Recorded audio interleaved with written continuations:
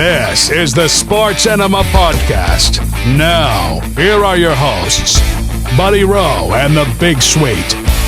I can give a rat's ass what you think.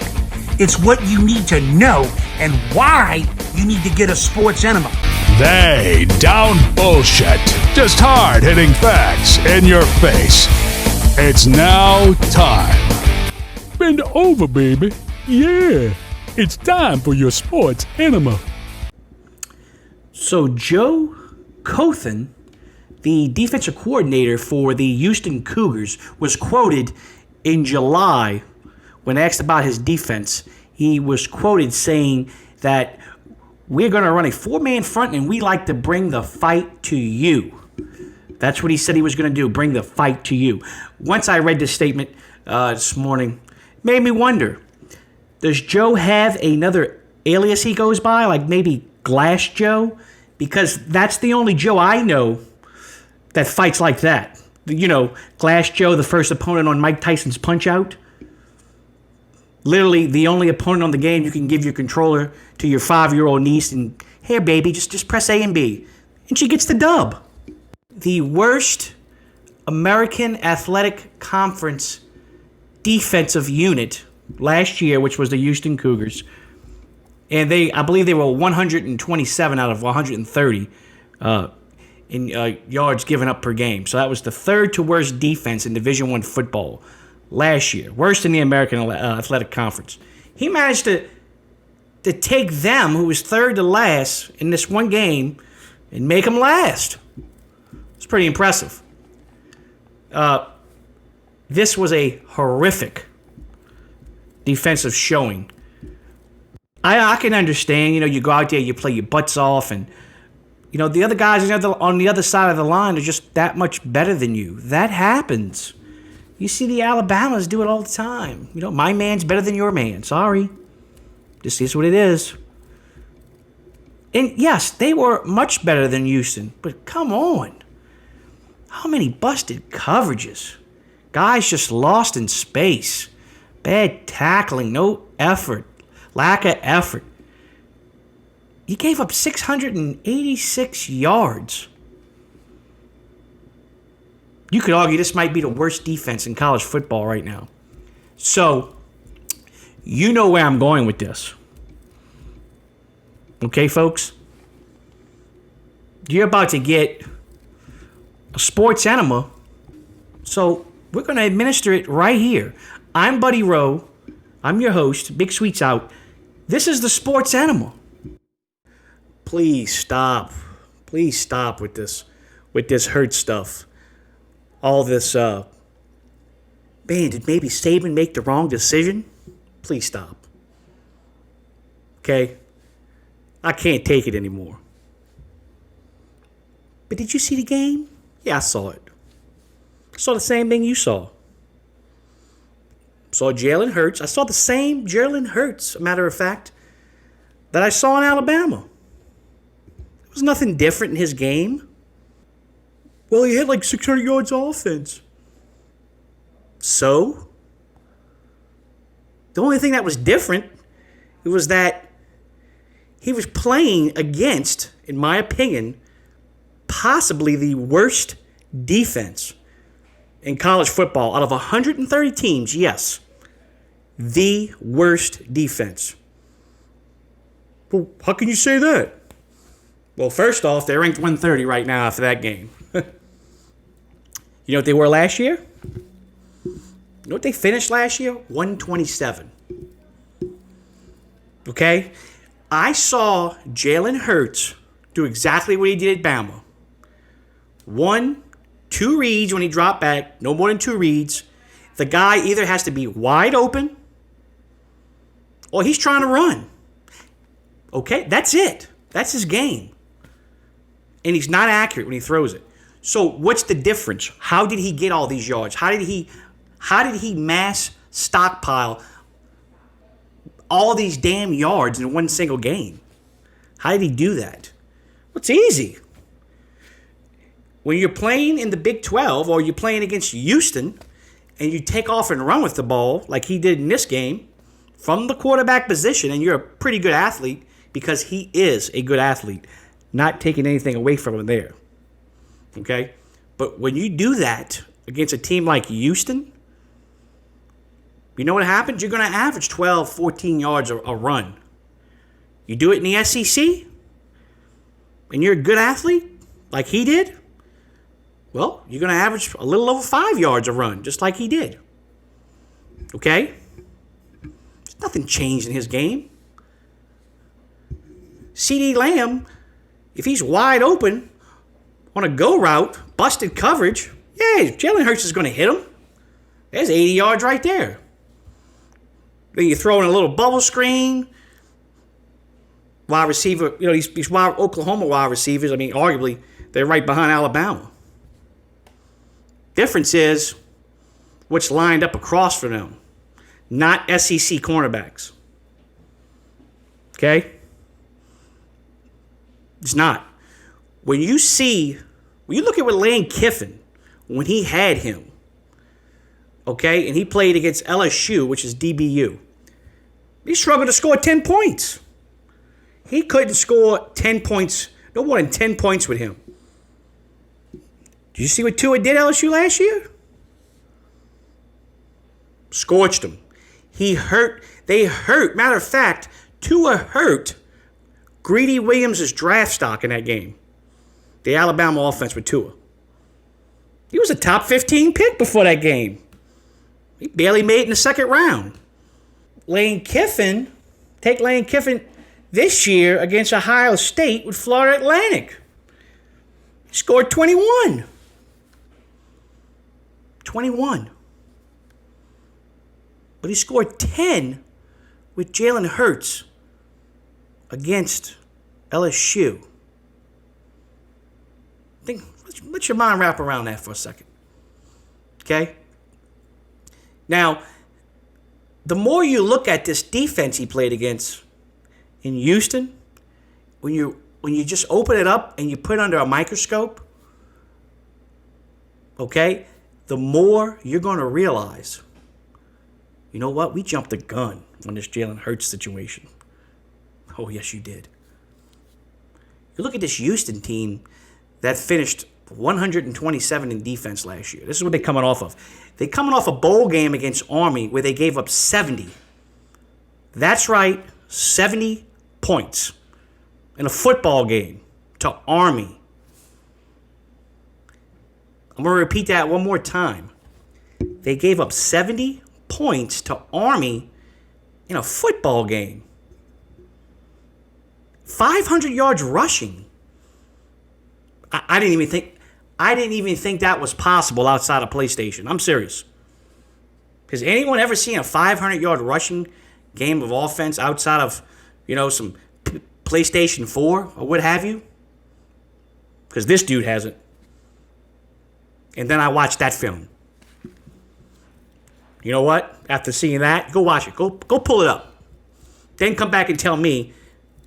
Then if you can come back and look me in the eye and tell me that Nick Saban made the wrong decision at the quarterback position, no way. Not at all. Let me tell you something. If they would have had a Kyler Murray out playing that game Saturday against Houston, they'd have had 50 points at halftime. It's not adding up. 686 yards, whatever the ridiculous number was. But you had to play to the fourth quarter. You had some fruitless drives there. Okay? Look at what some of these other offenses did against a inferior opponent. Okay? They have take LSU against Georgia Southern with Joe Burrow. He had 42 in the second quarter. He was efficient. It was quick. Some of them drives were 2-3 plays. Like when Kyler Murray played for Oklahoma.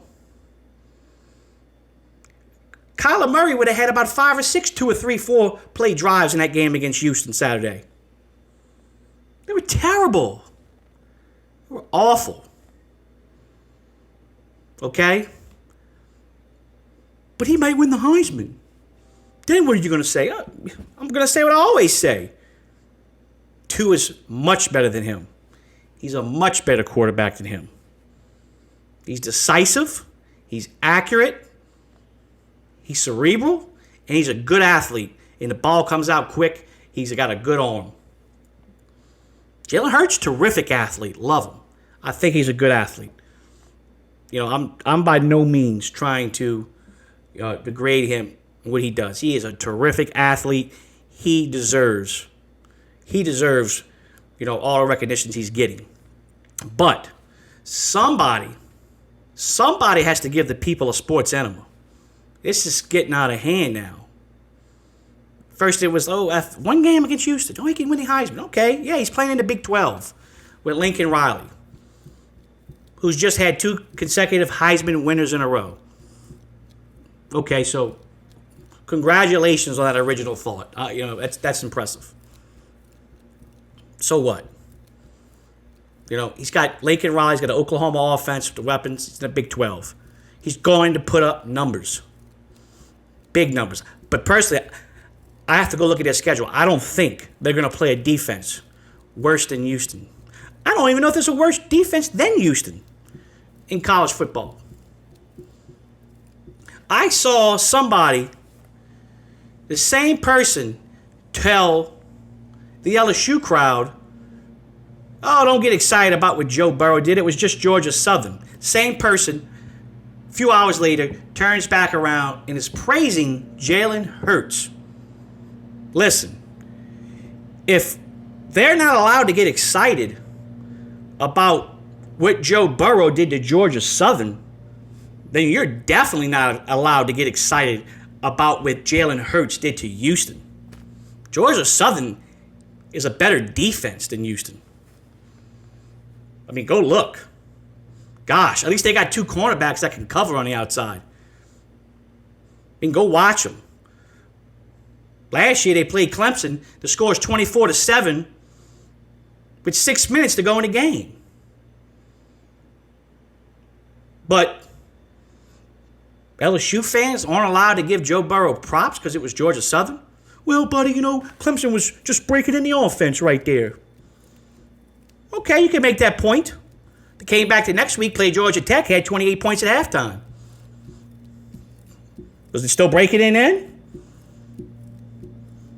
Or Georgia Tech possibly had a worse defense than Georgia Southern? Maybe, I don't know. Possibly. This was about as bad as an defensive performance I've probably ever seen. Granted, it was an American Athletic Conference team, the Houston Cougars. You can call them a mid-major. Tom Herman was over there with Major Applewhite, and they beat this team. They were able to compete against these Big 12 teams. It wasn't that awful. I mean, this was as bad as it gets. If they wanted to fire Glass Joe, the defensive coordinator, right now, I wouldn't have a problem with it. That was awful. Oh, give him a break. He was going up against Oklahoma. Yeah, but it was so busted coverages, poor tackling, the effort. It was ugly. It was about as ugly as it gets. They won't play a defense worse than that all year. Everyone in the Big 12 has to have a better defense than that. They have to. I mean, that was borderline Texas high school 5A Division II. Step away from the Jalen Hurts Kool-Aid. Don't digest it. Like I said, it's only going to give you a stomachache. He is not going to do this, what you saw there Saturday, against a good defensive coordinator who's got a solid front seven. He's got a few guys in the secondary that can play. There's several teams in the SEC that have that right now. Some schools in the Big Ten have that. He's not going to do that against an Ohio State. He's not going to do that against a Michigan. I would argue that Michigan and Ohio State could beat them. Oh, you're crazy. We'll see. There's a chance they could get in there. It's going to be interesting. It's a 3-horse race out there. They're going to say I'm crazy and come with the hate. But I got to call this like I see it. They got to stop questioning Alabama in this one. I mean, I hate Alabama just as much as anybody, but come on. They got that right. It's not even close. They shouldn't even be asking that question. It's putting Jalen Hurts, it's lining up Jalen Hurts and having us measure him out against Tua all over again. When we should be past that. He's his own man now. He is going to have a blast. He's going to have fun playing with Lincoln. He's with a player's coach. He's away from Dick Satan. Couldn't be happier for the guy. Okay? He escaped being a Saban soldier. Good for him. So I look for him to have a big year. But if he's to run in, in a playoff to a Michigan, Ohio State, an LSU, a Georgia, there is no way you're going to see that type of production. I'll kiss your ass if that happens. There's no way against those teams. They have some decent numbers, but those Xbox and PlayStation numbers, that shit's staying down there in Norman. I promise you that. This is Buddy Rowe. This is the Sports Enema podcast. This is just a little taste. I didn't want to get too crazy with this one. I just whipped this one up real quick. Reading some articles, listening to people talk about this, and I had the urge to throw this up on YouTube. We got we have several podcasts already on Apple. If you want to check us out, we also have a website. I'll leave all that in the description. We don't want any money. We don't want any. We don't want anything from you. Just a subscription, and listen up, and just keep following us and check us out.